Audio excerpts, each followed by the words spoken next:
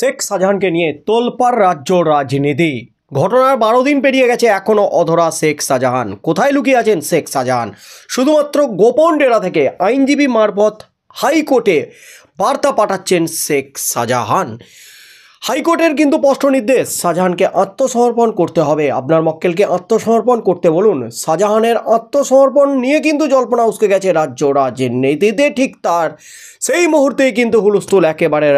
Kolkata high court চরম নির্দেশ, বিচারপতি সন্দেশখালীতে ইডির উপর হামলার ঘটনায় মূল অভিযুক্ত তৃণমূল নেতা শেখ শাহজাহান গ্রেপ্তার না হয় ফের আদালতে ভৎসনার মুখে পড়ল রাজ্য পুলিশ। শাহজাহানের গতিবিধির উপর নজর রাখতে তার সরবেরিয়ার বাড়ির সামনে সিসিটিভি ক্যামেরা বসানোর নির্দেশ দেন বিচারপতি জয় সেনগুপ্ত। এই ঘটনায় সিবিআই তদন্তের আবেদন নিয়ে বুধবার অর্থাৎ আজ রায় শোনাতে পারে আদালত। আজই কিন্তু সিবিআই তদন্ত নির্দেশ দিতে পারে, কারণ পুলিশকে নির্দেশ দেওয়া হয়েছে আদালতের তরফ থেকে। আপনারা কি তদন্ত ঠিকমতো করতে পারবেন? আপনারা কি শাহজাহানকে গ্রেপ্তার করতে পারবেন? শাহজাহানকে গ্রেপ্তারের নির্দেশ দেওয়া হয়েছিল পুলিশকে। আর আজ কিন্তু ফাইনাল শুনানি হতে চলেছে, আজ ফাইনাল রায়দান হতে চলেছে কলকাতা হাইকোর্টে। শাহজাহান কাণ্ডে, শেখ শাহজাহান কাণ্ডে, সন্দেশখালী কাণ্ডে কি সিবিআইয়ের হাতে যাবেই তদন্ত? সিবিআই তদন্ত হতে চলেছে। ইডি কিন্তু দাবি করেছে সিবিআই তদন্ত সন্দেশখালী কাণ্ডে। আজই কিন্তু নির্দেশ দিতে চলেছে কলকাতা হাইকোর্ট। আদালতে শুনানি শুরু হলে বিচারপতি জয় সেনগুপ্ত বলেন, ঘটনার পর থেকে 11 দিন কেটে গেল, এখনও মূল অভিযুক্তকে গ্রেপ্তার করতে পারল না পুলিশ। এর থেকেই বোঝা যায় অভিযুক্ত কতটা প্রভাবশালী। বিচারপতির ক্ষোভ সামাল দিতে রাজ্যের আইনজীবী বলেন, এই ঘটনায় সোমবার রাতে পুলিশ আরও 3 জনকে গ্রেপ্তার করেছে। এর ফলে গ্রেপ্তারির সংখ্যা বেড়ে হয়েছে 7। তাছাড়াও অভিযুক্তদের বিরুদ্ধে খুনের চেষ্টার ধারা যোগ করতে চলেছে পুলিশ। ওদিকে এদিন শাহজাহানের গতিবিধি জানতে তার সরবেরিয়ার বাড়ির সামনে সিসিটিভি ক্যামেরা বসানোর নির্দেশ দেন বিচারপতি জয় সেনগুপ্ত।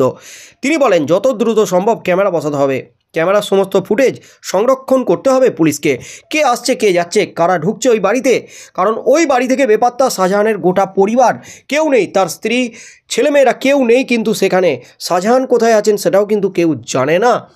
অনেকে কিন্তু এই জল্পনাটা উস্কে দিয়েছে, বিজেপি বিশেষ করে এই জল্পনাটা উস্কে দিয়েছে যে শাহজাহান নাকি বাংলাদেশে পালিয়ে গেছে। আবার এর মাঝে কেন্দ্রীয় মন্ত্রী শান্তনু ঠাকুর তিনি কিন্তু বিস্ফোরক দাবি করেছেন শাহজাহান মায়ানমারে পালিয়ে গেছেন। তার মধ্যেই কিন্তু হুলস্থুল একেবারে কলকাতা হাইকোর্ট সন্দেশখালী কাণ্ডের তদন্তভার সিবিআইয়ের হাতে তুলে দেওয়ার দাবি কিন্তু জানিয়েছে, এবং সেই দাবি নিয়ে আদালতের দ্বারস্থ হয়েছিল ইডি। সোমবার সেই মামলার শুনানিতে বিস্ময় প্রকাশ করে বিচারপতি জয় সেনগুপ্ত বলেন, যেখানে এফআইআরে স্পষ্ট উল্লেখ রয়েছে যে ইট ও লাঠি দিয়ে মারা হয়েছে, তারপরও খুনের চেষ্টার ধারা কেন যোগ করা হয়নি? ওদিকে ফের শুভেন্দু অধিকারী দাবি করেছেন, শেখ শাহজাহানকে সরবেরিয়া থেকে ধামাকালির মধ্যে লুকিয়ে রেখেছে পুলিশ। আর তার মধ্যেই কিন্তু শেখ শাহজাহানকে গ্রেপ্তারের নির্দেশ এমন দেওয়া হয়েছে রাজ্য পুলিশকে। তার সাথে সাথে শাহজাহানের আত্মসমর্পণ করার নির্দেশও কিন্তু দিয়েছিলেন বিচারপতি জয় সেনগুপ্ত। আর সেই নির্দেশের পরপর 24 ঘন্টা কাটতে না কাটতেই ভোল বদল শাহজাহানের।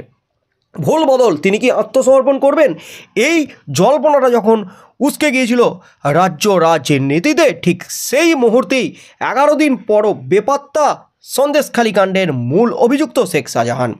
আত্মসমর্পণ তিনি করলেন না, তবে গর্ত থেকে আইনজীবী মারফত মামলায় যুক্ত হওয়ার আবেদন তিনি সোমবার জানিয়েছিলেন।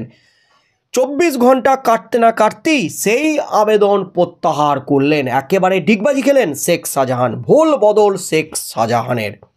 বিচারপতি আত্মসমর্পণ করার নির্দেশের পরই কিন্তু ভোল বদল। কী কারণে তিনি ভোল বদল করলেন? এখানে কি কোনো গভীর রহস্য লুকিয়ে আছে? কারণ হাইকোর্টের নির্দেশ অমান্য, এখানে কিন্তু তার বিপদ আরও বাড়তে চলেছে এমনই মনে করছে ওয়াকিবহল মহল। আজ কিন্তু বিচারপতি হেস্তনেস্ত করেই ছাড়বেন এমনই কিন্তু ইঙ্গিত মিলছে কলকাতা হাইকোর্ট সূত্রে। মামলার গতিবিধি যেদিকে এগুচ্ছে, আজ কিন্তু সিবিআই তদন্তের নির্দেশ দিতে চলেছেন বিচারপতি জয় সেনগুপ্ত, তেমনই কিন্তু ইঙ্গিত মিলছে ইডি সূত্রে। সন্দেশখালী কাণ্ডে ইডি আধিকারিকরা আক্রান্ত হওয়ার ঘটনায় সিবিআই তদন্ত দাবি করে কোর্টে গেছে ইতিমধ্যেই ইডি। তবে কী কারণে এই সিদ্ধান্ত বদল করলেন শেখ শাহজাহান, সেটা কিন্তু এখনও জানা যায়নি। আগেই শেখ শাহজাহান জানিয়েছিলেন তিনি আত্মসমর্পণ করবেন, তিনি আইনের পথে হাঁটছেন, আদালতে আত্মসমর্পণ করতে চলেছেন, এমনই কিন্তু জল্পনা উস্কে দিয়েছিল রাজ্য রাজনীতিতে। তিনি অডিও বার্তায় জানিয়েছিলেন তিনি আইনের দ্বারস্থ হয়ে তিনি খুব শীঘ্রই সামনে আসবেন। কিন্তু 12 দিন কেটে গেছে, এখনও সামনে আসেননি শেখ শাহজাহান। আর এই মামলা, যে মামলা সন্দেশখালী কাণ্ডে ইডি দায়ের করেছে সিবিআই তদন্তের জন্য, সেই মামলায় যুক্ত হতে চেয়ে আইনজীবীর মারফত আদালতে আবেদন করেছিলেন শাহজাহান। মামলা শুনানিতে বিচারপতি জয় সেনগুপ্তর দৃষ্টি আকর্ষণ করেন শাহজাহানের আইনজীবী। তিনি আবেদন করেন তার মক্কেলকে এই মামলায় যুক্ত করার জন্য। এরপরই ভৎসনা সুরে বিচারপতি প্রশ্ন করেন তার মক্কেল কেন এখনও আত্মসমর্পণ করেননি। এরপরই নিজের অবস্থান বদলে ফেললেন তিনি। মঙ্গলবার সেই আবেদন প্রত্যাহার করলেন শেখ শাহজাহান। শুনানিতে তার আইনজীবী সব্যসাচী বন্দ্যোপাধ্যায় জানান, আদালতের নির্দেশ মতো ওকালতনামা ফাইল হয়েছে, কিন্তু এখন মামলায় পার্টি হতে চান না শাহজাহান। আবেদনকারী মনে করলে তারপর পার্টি হয়ে মামলায় অংশ নেব। ঘটনার সূত্রপাত গত 5ই জানুয়ারি রেশন দুর্নীতি মামলায় সন্দেশখালীর তৃণমূল নেতা শেখ শাহজাহানের বাড়িতে তল্লাশি চালায় ইডি। সেখানে স্থানীয় বাসিন্দা ও স্থানীয় তৃণমূল নেতা কর্মীদের বিক্ষোভের মুখে পড়েন আধিকারিকরা। জখম হন ইডি আধিকারিকরা। প্রাণ হাতে নিয়ে পালিয়ে বাঁচেন জওয়ানরা। ঘটনাকে কেন্দ্র করে তুঙ্গে রাজনৈতিক তরজা। ইডি আধিকারিকদের বিরুদ্ধে পুলিশে মামলা দায়ের হয়েছে বলে খবর।